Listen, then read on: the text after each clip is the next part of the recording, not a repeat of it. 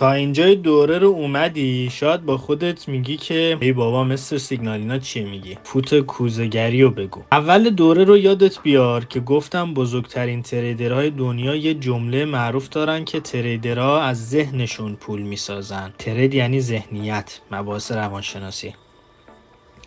تمامی این موارد مهمه و الان رسیدیم به آخرین و مهمترین بخش این دوره. خیلی سعی کردم خلاصه و ساده بگم که هم تایم زیادی نگیره، هم کاربردی باشه، سریعا بره تو مغزتون و بتونید نوت برداری کنید و اجراش کنید در قالب یک مینی دوره. ما بازار رو نمیتونیم 100% پیش بینی کنیم، اما خودمونو که میتونیم بشناسیم و خودمونو میتونیم پیش بینی کنیم. میتونم بهتون بگم که اول خودشناسیه، بعد مردم شناسی. اینجوری ما میتونیم تریدر موفقی بشیم. من وقتی خودمو بشناسم، بدونم تحمل ضررم چقدره، جنبه سودم چقدره، تو چه شرایطی احساساتی میشم، تو چه شرایطی طمع میکنم، تو چه شرایطی میترسم، میتونم جوری استراتژی بچینم که مناسب شخصیت من باشه و نتیجه خوبی بگیرم. اینجا 2 تا اتفاق میفته. 1، خودمو میشناسم و کارهایی که بهم آسیب میزنه رو نمی کنم. و 2، خودمو میشناسم و کارهایی که درسته و تواناییش رو دارم انجام میدم. به عنوان یک تریدر یاد بگیر شانس‌ها رو مد نظر قرار ندی و فقط تمرکزت روی ریسکا باشه. نگو اگر فلان شد فلان شد. اگر میخوای بدونی استراتژی خوبی انتخاب کردی، فقط کافیه ببینی موقعی که داری معامله میکنی چقدر استرس داری. استرس تو کار ما طبیعیه، ولی وقتی استراتژی خوبی نداشته باشی، اینقدر فشار زیاده و استرس داری که مشخص استراتژی خوبی نیست. حداقل مناسب تو نیست. اینکه بشینی فکر کنی بازار جهتش صعودی یا نزولی، این اول کار برای ما اهمیت نداره، اصلا اولویت نیست. اولویت ما نظم و انضباط و تعهده به اون استراتژی، به اون پلن معاملاتی، به اون قوانین. قبل از معامله آیا مدیتیشن کردی؟ آیا طبق پلن و چیزایی که گفتم اومدی پای چارت یا نه؟ صرفاً حوصلت سر رفته که ترید میکنی. یه وقتایی از بازار جا میمونی و دیر سوار موج میشی. اشکال نداره، همون سود کم رو سیوش کن. بازار بدهکار تو نیست. بیا بیرون و منتظر موقعیت ایدئال‌تر باش. بزرگترین دشمن شما داخل بازار خودتونید. خودتو. بازار مشکلی با کسی نداره. این تویی که خارج از چارچوب ترید میکنی. بپذیر مقصری. هیچ کس نمیتونه شما رو کنترل کنه جز خودتون. از من یا شخص دیگه هم معجزه نخواه. اگر داری داخل دورهای مختلف میچرخی به دنبال یک چیز عجیب غریب هستی، داری پولتو بیرون میریزی. ما نمیتونیم احساساتو از بین ببریم. همیشه میگیم احساسات تو معامله گری مهمه، ولی نمیتونیم احساساتو از بین ببریم چون آدمیم. ولی عقل و شعور که داریم، میتونیم رعایت کنیم یه سری از مسائل رو، تمرین کنیم، نظم و انضباط داشته باشیم و کنترلش کنیم. یادت نره هدفهای کوچیک و انحرافی ما رو از مسیر اصلیمون، چیزی که میخوایم، دور میکنن. کلا ممکنه از مسیر بندازه ما رو بیرون، چون راحت تر به دست میاد دیگه و دلچسبه، همون لحظه لمسش میکنی. اما هدف تو اینه که بمونی توی این مارکت چند سال ترید کنی، نیومدی 2 تا 3 تا معامله کنی، 1 ماه 2 ماه ترید کنی بری. ما نیاز به چارچوب سفت و سخت داریم تا بتونیم تصمیمات منطقی بگیریم. بعد از اینکه خودمون رو شناختیم، حالا باید رفتار مردم رو تو بازار بشناسیم و رفتار مناسب داشته باشیم تا به سوده مستمر برسیم، که من چند بار تاکید کردم و بهتون گفتم، داخل استوریام حتی گفتم، سنتیمنت بازار رو باید بدونیم. سنتیمنت بازار و ترید بر اساس سنتیمنت همون رفتار مردم آنالیز میکنه. میتونم بهتون بگم پیشرفته تر و خفن تر از این سبک نداریم. حتی حرفه‌ای ها هم تو بازار دوچار خود بزرگ بینی میشن. یادشون میره که بازار بابا 100% نیست. و همیشه باید ما اون ریسکا رو بپذیریم و حواسمون بهش باشه. این خیلی براتون پیش میاد و هر جایی که ادعات شد گفتیم من دیگه بلدم، من دیگه خفنم، همون لحظه باید منتظر یه اتفاق باشی. این که 4 تا سود میکنی 4 تا ضرر، فکر نکن مساویه ها. هر ضرری که میکنی داخل بازار تقریبا از نظر روانی 3 برابر فشار بهت میاره. به خاطر همینه خیلی ها ترجیح میدن با سود کم خارج بشن و تحمل اون بار روانیه رو ندارن، که اینم خودش یه مشکله که خیلی هاتون بهش برمیخورید و ریسک به ریوارد هاتون رو خراب میکنید. لطفاً حواستون به ریسک به ریوارد هاتون باشه. هرچی بیشتر خودمون رو بشناسیم داخل بازار عمل کرده بهتری داریم. به نظرم یه کاغذ بردارین، شروع کنید نوشتن. چقدر خودتون رو میشناسید؟ از خودتون چی میدونید؟ صادقانه. و بعد بشینید نکات مثبت و منفی رو بنویسید و آنالیز کنید خودتون.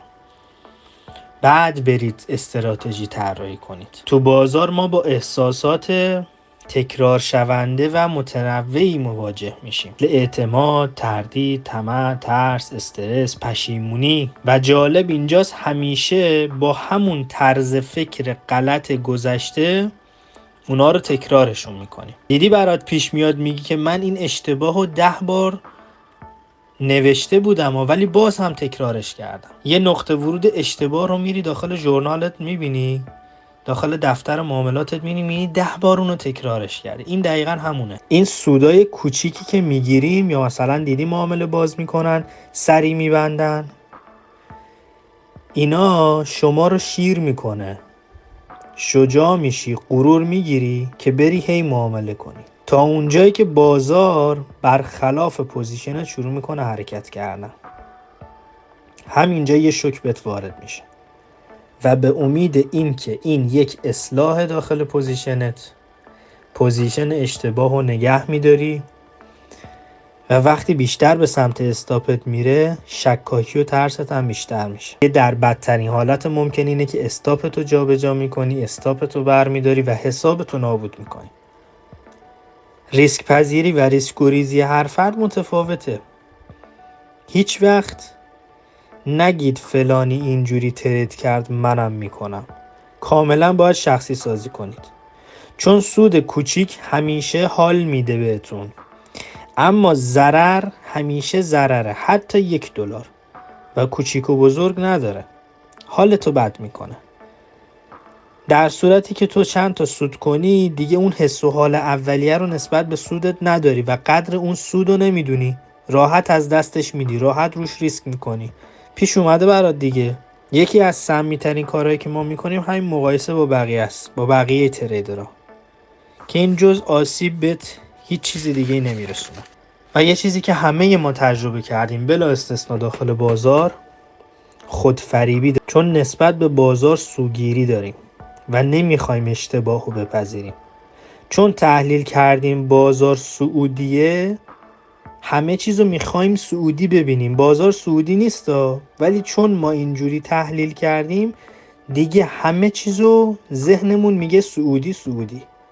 از حقیقت بازار بدوریم و اینم خیلی بهتون ضرر میزنه. از خودمون میایم استراتژی و ترفندهای جدید اختراع میکنیم. چرا؟ چون ذهنمون گفته این سعودیه. اینجور مواقع سیستم رو باید ببندید و از بازار دور باشید. حالا یکی ممکنه 2-3 روز، یکی 1 هفته، یکی چند ساعت. یادتون باشه تحلیل که میکنید، یه کاری که میکنید، بعدش پاکش کنید و دوباره نگاه کنید. چند ساعت بعد یا 1-2 روز بعد دوباره نگاه کنید. بستگی حالا به سیستم معاملاتی و تایم فریمتون داره. ببینید آیا بازم همونه؟ تحلیل رو کاغذ بنویسید، پاک کنید، دوباره چک کنید، دوباره بنویسید، ببینید بازم به همون نتیجه میرسید یا نه. ذهنتون دوست داشته این شکلی ببینه. من گفتم پیشگویی نمی کنم داخل بازار، تریدرها پیشگویی نمی کنیم، ولی معنی این نیست که کاری به آینده هم نداریم. اتفاقا برای اتفاقاتی که آینده میخواد بیفته ریسکای احتمالی رو شناسایی میکنیم و براشون برنامه ریزی میکنیم و پلن داریم. هر اتفاقی که بخواد بیفته پلن داریم. و قبل از همه این پلن و این داستانا همون خودشناسی که بهتون گفتم که اول خودمون رو براش آماده کردیم، بعد این پلنا رو میچینیم. هر جایی که داخل ترید گیر کردی، من نظرم اینه برو سراغ خودشناسی، همون کاغذی که بهت گفتم، همون دفتری که بهت گفتم بنویس، بعد ببین چقدر شرایط رو میتونی بهتر کنی. وقتی میخوای رفتار مردم رو داخل بازار آنالیز کنی که گفتم بهت سنتیمنت مهمه، همیشه رفتار گله‌ای یادت باشه. هر کاری که عموم میکنن همون رفتار گله‌ایه. باید حواست باشه با اونا همراه نشی. اون کندل هیجانیایی که میبینی داخل بازار نشونه همیناست. این رفتار گله‌ای یا تهش خوشبینی بیش از حده که ضرر میکنن، یا ترس بیش از حده که باز هم ضرر میکنن. به امید سودهای خیالی، سودی که همین الان تو جیبته رو از دست نده، همین الان دستته از دست نده. یه وقتایی با همین رفتار گله‌ای همراه میشی و اون سود خیالی میاد سراغت و چیزی که الان داری از دست میدی. و یادت باشه ما اگر KPI طراحی کردیم به خاطر این بود که تکلیفمون رو بدونیم داخل بازار چیه. ممکنه تو فقط به 4 تا معامله نیاز داشته باشی در ماه و اینو KPI بهت میگه. اینقدر ما روش تاکید کردیم چون مسیر رو بهت میده و خیلی از این اتفاقات و خطرات رو ازت دور میکنه. قرار نیست بیشتر ترید کنی، بیشتر سود کنی. یا داخل بازار ما این، داخل شغل ترید ما اینو نداریم. حتی اون کسی که اسکالپر دی تریدر مثلا تعداد پوزیشنش بالا، اونا هم یه میانگینی دارن، یه لیمیتی دارن. سودی که یه اسکالپر داخل 30-40 تا معامله میگیره، مثلا من تو 5 تا معامله میگیرم، 4 تا معامله میگیرم. تهش اون حسابشو 10% روش میده، منم 10% روش میدم. پس تفاوتی نداره. همه ما چه از نظر تحلیلی کل سبکامون تهش یه چیزه، از نظر سوددهی هم تهش یه چیزه. نه لورج مهمه، نه درصد مهمه. اون درصد که میگم درصد روی 4 تا. در اصل ما درصد رشد حساب برام مهمه. همین. ممکنه 25 روز بیکار باشی، تو 5 روز آخر ماه یا 5 روز اول ماه حسابتو رشد بدی و تموم شه بره. امیدوارم از این مینی دوره نهایت استفاده رو برده باشید. خیلی خلاصه کردم و سعی کردم کاربردی باشه. یه سری تجربیات شخصی بود و یک سری مطالعاتی که خودم داشتم، دوست داشتم باهاتون به اشتراک بذارم و مشکلاتی که شما مرتب داخل دایرکت با من مطرح میکنید و سعی میکنم که پاسخگو باشم و بهتون راه حل بدم. اگر میخوای واقعا از بازار به سوددهی برسی و به درآمد برسی، اینو به عنوان یه شغل ادامه بدی، این وایسا این دوره رو چندین بار ببین و بنویس. تایم زیادی ازت نمیگیره. خیلی خلاصه شد. مطمئن باش اگر این مطلب براتون ارائه شده نیاز داشتید، واقعا لازمش داشتید و باید استفاده میکردید. براتون بهترین ها رو آرزو میکنم. مرسی که همراه من بودید. امیدوارم به زودی شاهد رشد حسابتون و سوددهیتون باشم. پرسود و پربرکت باشید. باز هم ایده‌ای داشتید، مشکلی داشتید، برای من پیام بذارید. من ببینم به چیزی نیاز دارید، حتما براتون آماده میکنم و داخل کانال براتون قرار میدم.